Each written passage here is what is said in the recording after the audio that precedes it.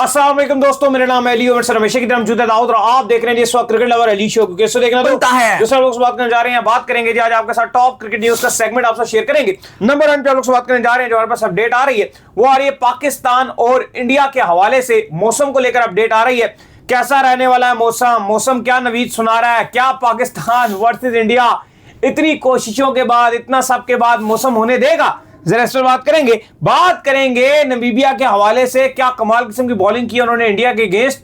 आखिरी जो 2 over the उसमें टोटल 5 से 6 रन बनाने दिए हैं, इंडिया को बनाने ही नहीं दिए रन।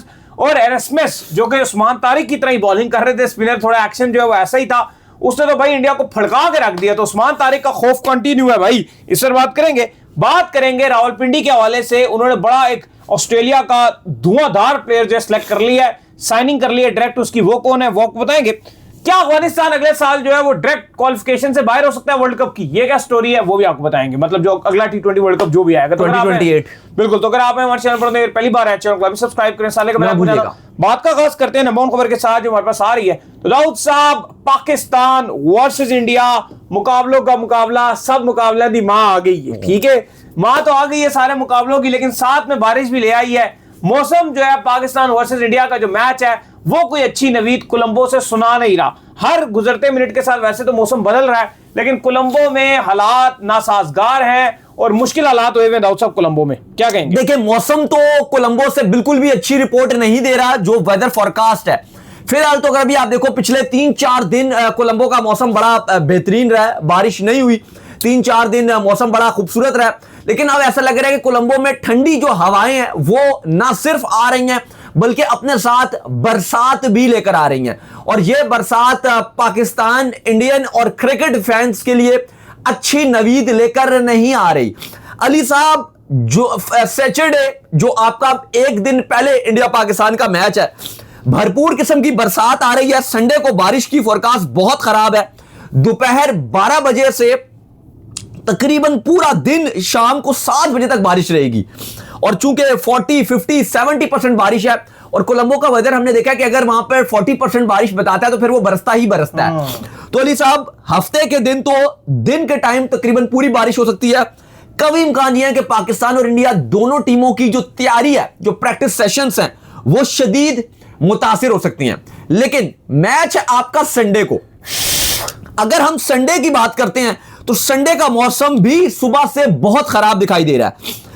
हफ्ते को तकरीबन सुबह 11-12 बजे से बारिश आ रही है, लेकिन हफ्ते को संडे को तो आप सुबह उठोगे ही तकरीबन 8-9 बजे, और 8-9 बजे से बरसात बारिश पूरा श्रीलंका में छाई रहेगी। बीच में हल्का हल्का आप कह लो कि 20% भी आ रही है, अदरवाइज 40, 50, 60। और अली साहब, ये तकरीबन बारिश शाम को 7 बजे तक 40% आ रही है। 7 के बाद फिर अगर आप देखो तो 8 और 9 बजे का जो टाइम है उस टाइम 20% है। चले हम उम्मीद कर सकते हैं कि जो 20% है वो शायद 10 मिनट बारिश हो, फिर बीच में रुक जाए। फिर 11 बजे के बाद फिर अगर आप बारिश की फोरकास्ट देखो तो आपको फिर 20% दिखाई दे रही है। लेकिन अली साहब, मेनली अगर आप संडे का टाइम देखो तो जो प्रॉपर टाइम है, अगर आप सुबह का टाइम देखो, दोपहर का टाइम देखो, तेज बारिश है। स्पेशली 7 बजे तक 40% है, यानी कि कंफर्म्ड है कि मैच के अच्छा श्रीलंका के टाइम के मुताबिक, क्योंकि 7 बजे मैच है, पाकिस्तानी टाइम के मुताबिक ये 6:30 बजे है। तो अगर आप पाकिस्तानी टाइम के मुताबिक देखो तो तकरीबन अली साहब जो 6:30 बजे का टाइम है, 6:30 तक का टाइम है, यानी कि जो टॉस तो आप छोड़ो, जो मैच शुरू होने का भी टाइम है उस टाइम भी बारिश हो रही होगी। लेकिन अगर ग्राउंड स्टाफ पूरा तरीके से काम करने में कामयाब रहता है तो पॉसिबल है कि 1 घंटा लेट मैच शुरू किया जा सकता है। लेकिन वेदर की फोरकास्ट बता रही है कि श्रीलंका में दोपहर शाम बारिश। और अगर खुदा न खास्ता, अब यहां पे आप सुन लीजिए एक बुरी खबर मुझसे, अगर खुदा न खास्ता ग्राउंड स्टाफ से कोई ऊंच नीच होगी, क्योंकि हमने इंडिया में जब मैचेस होते हैं, और हमने, मुझे याद है इंडिया श्रीलंका का मैच था, एक इंडिया वेस्ट इंडीज का मैच था, एक शॉवर आया तकरीबन दोपहर और शाम के दरमियान में, मैच होना था रात को। लेकिन ग्राउंड स्टाफ के कोई 1-2 आप कह लो कि बंदे थे जिनसे ये मिस्टेक हो गई, और हटाते हुए कवर, ये एक बड़ा टेक्निकल काम होता है, हटाते हुए उन्होंने पिच के ऊपर उनसे पानी गिर गया।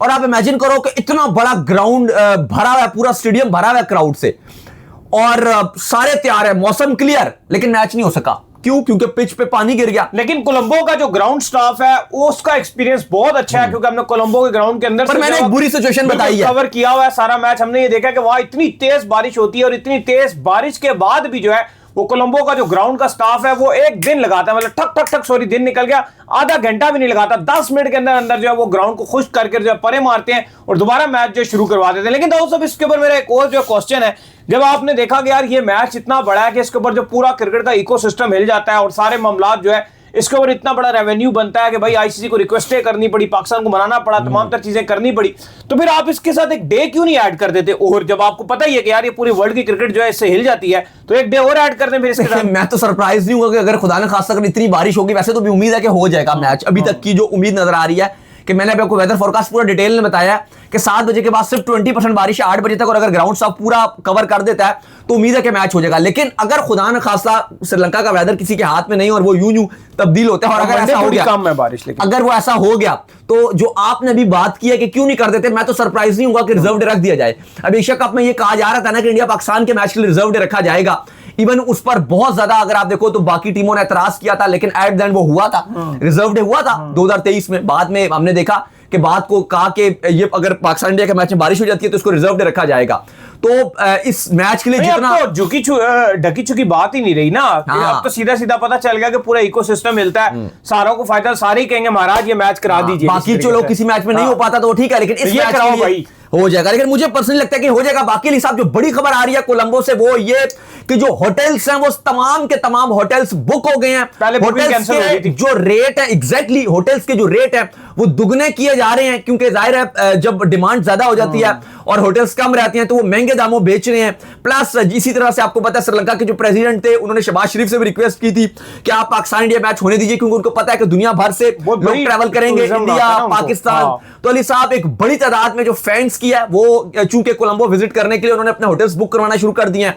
इसके साथ साथ ये भी खबरें आ रही हैं कि जो ट्रैवल एजेंसीज हैं आपको पता है उन्होंने बहुत सारे कोलंबो के पैकेज निकाले हुए हैं कि 4 लाख रुपए में 5 लाख रुपए में आप श्रीलंका आइए और एक हफ्ता आपको घुमाएंगे भी, इंडिया पाकिस्तान का मैच भी दिखाएंगे, फिर आपको कैंडी भी ले जाएंगे, वहां पर भी आपको तफरियां कराएंगे, वहां भी घुमाएंगे। तो प्रॉपर वो भी चल रहे हैं। प्लस ब्लैक में जो टिकट्स है अलीसा वो होना शुरू हो गए हैं। जो आज की रिपोर्ट्स आई हैं हमारे पास, हमारे कुछ साथी दोस्त भेज रहे हैं, ज़ाहिर हमने भी कोलंबो जाना था लेकिन कुछ अनफॉर्चुनेट सीन्स रह गए जिसकी वजह से हम नहीं जा सके हैं।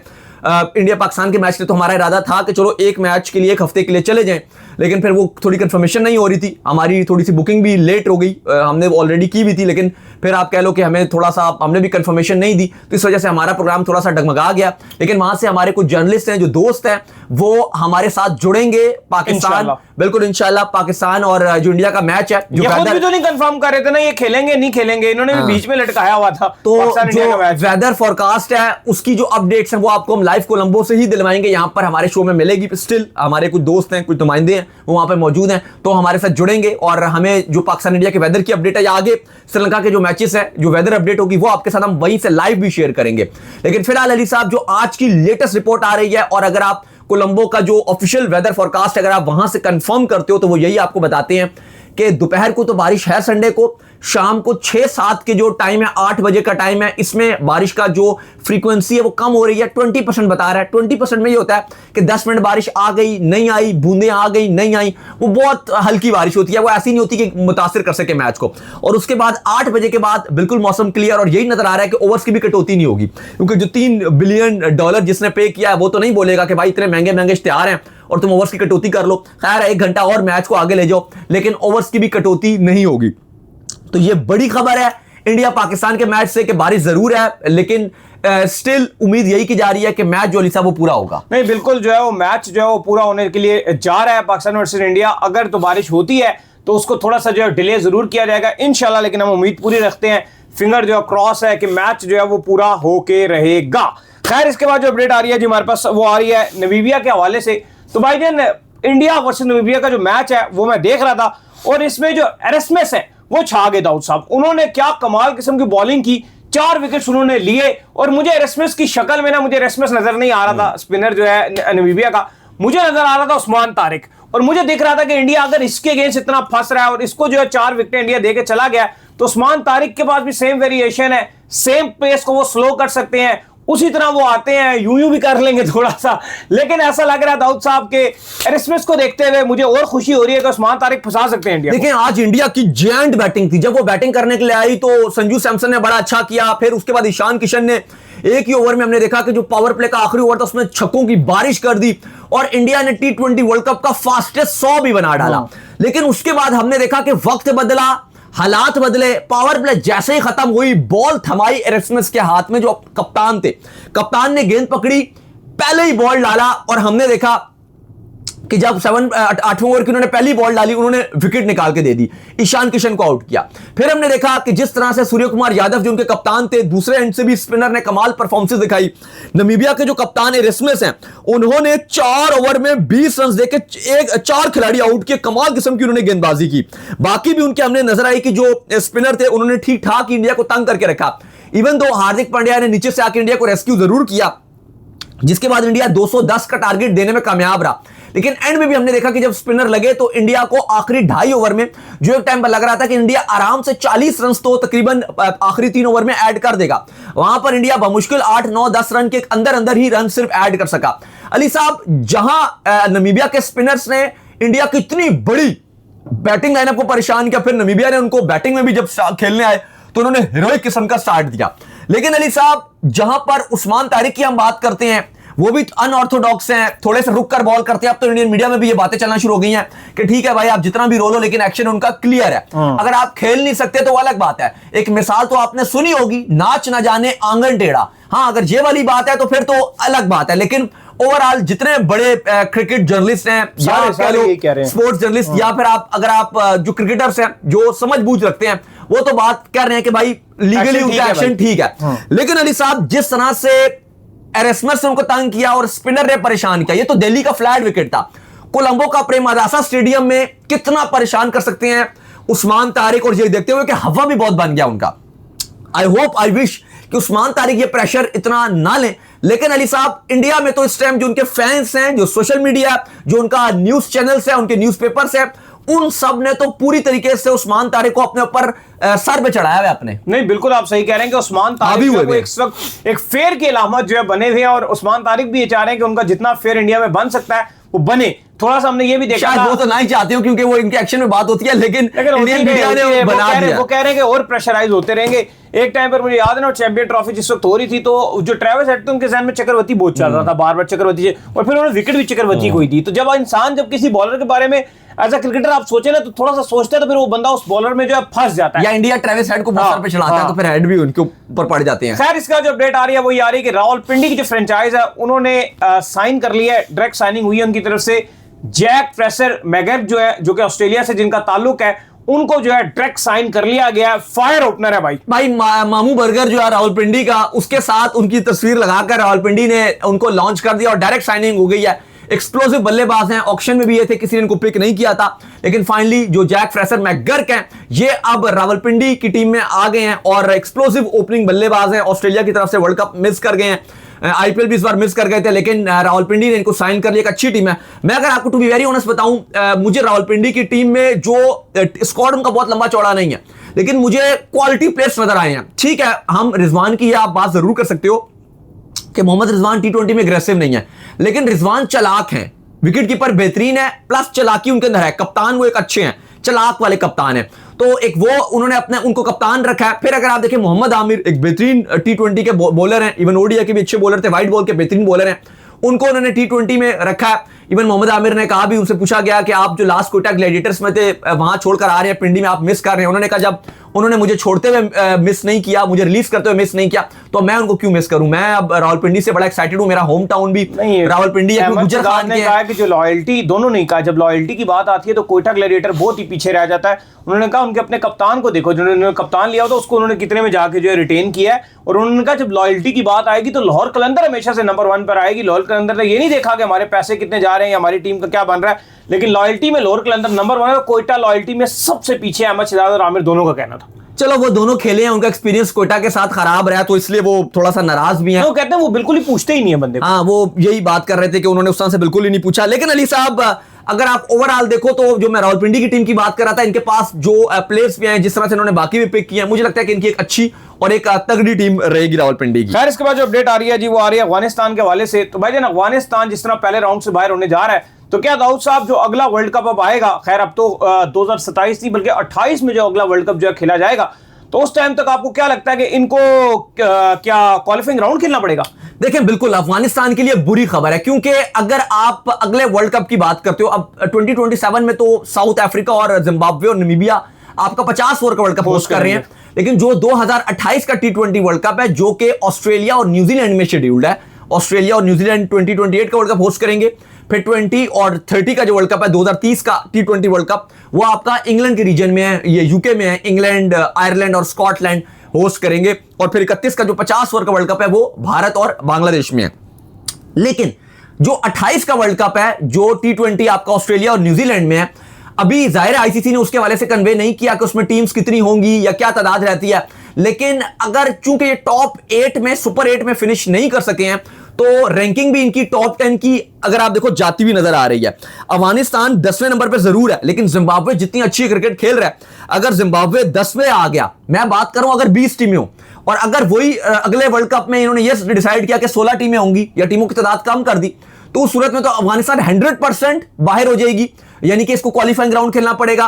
और इवन अगर 20 टीम्स भी रहती हैं, लेकिन अगर इनकी जो रैंकिंग है वो थोड़ी सी नीचे गिर जाती है, जो कि ऑब्वियसली गिर रही है, तो इनके लिए मुश्किलात होंगी और ये अगले वर्ल्ड कप से भी बाहर हो जाएंगे। ये आपको नहीं भूलना चाहिए, ये जो United states of America, USA, ये जो आपको इस T20 वर्ल्ड कप में नजर आ रही है, ये एक्चुअली में पाकिस्तान की मेहरबानी है।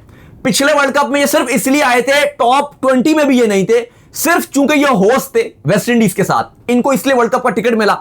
इन्होंने पाकिस्तान को हरा दिया, वो तो जो भी आप कह लो फ्लूक था या जो भी हमारी गलती थी, जिसकी भी थी, वो मैच जीत गए। इनका आखिरी मैच था आयरलैंड और यूएसए का, उस मैच में आयरलैंड फेवरेट थी, लेकिन वो मैच बारिश की नजर हो गया। आयरलैंड यूएसए का मैच इन हुआ और मैं आपको पता, मैं और अली सब हम लाइव जुड़े हुए थे आपसे, बस यही कह रहे थे किसी तरीके से वो मैच हो जाए। मैं बार बार स्टेडियम के अंदर भी जा रहा था, लेकिन बहरहाल वो मैच नहीं हो सका। एक पॉइंट मिल गया, यूएसए सुपर 8 में चली गई, और उस सुपर 8 की बेस पे ये इंडिया और श्रीलंका वाला वर्ल्ड कप का इनको टिकट मिल गया, और यूएसए इस वर्ल्ड कप में खेल रही है, तो इसलिए यूएसए इस वर्ल्ड कप में आ गई, क्योंकि वो सुपर 8 में चले गए थे। तो अफगानिस्तान चूंकि रैंकिंग में भी थोड़ा पीछे है, प्लस ये सुपर 8 में तो जा नहीं रहे, बाहर हो गया। आज नेपाल भी T20 वर्ल्ड कप से बाहर हो गया, इटली ने 10 विकेट से उनको हरा दिया, बहुत ही दुख हुआ है, नेपाल को हम सपोर्ट कर रहे थे। लेकिन अली साहब, अफगानिस्तान के कभी इम्कान नजर आ रहे हैं कि कट ऑफ जो टाइम है आईसीसी का, अगर उस तक नहीं ये पहुंच पाते रैंकिंग में भी, तो ये वर्ल्ड कप से बाहर हो जाएंगे और फिर क्वालिफिकेशन राउंड खेलेंगे, और वो अगर उसमें ये टॉप पे फिनिश करेंगे, तभी ये अगले 2028 के वर्ल्ड कप में आ सकेंगे। तो चलो, उम्मीद करते हैं आज का हमारे शो आपका पसंद आया। वीडियो को लाइक कीजिए, हमारे चैनल को सब्सक्राइब कीजिए, साथ लगे बेल आइकन को बजाइए। एक और काम कर लीजिए और वो ये कर लीजिए, आप इंस्टाग्राम पर जाइए और जाकर जो इनको इंस्टाग्राम पे मुझे फॉलो कर लीजिए, वहां पे मैं मौजूद हूं, दाऊद क्रिकेट के नेम से। अगर आपको कोई सवाल हो तो भेजिएगा और उनको भी फॉलो कीजिए। मुझे फॉलो कीजिए ऑफिशियल के नाम से, लिंक डिस्क्रिप्शन में मौजूद है। आप सुनते हैं नेक्स्ट वीडियो, तब तक अल्लाह हाफिज़।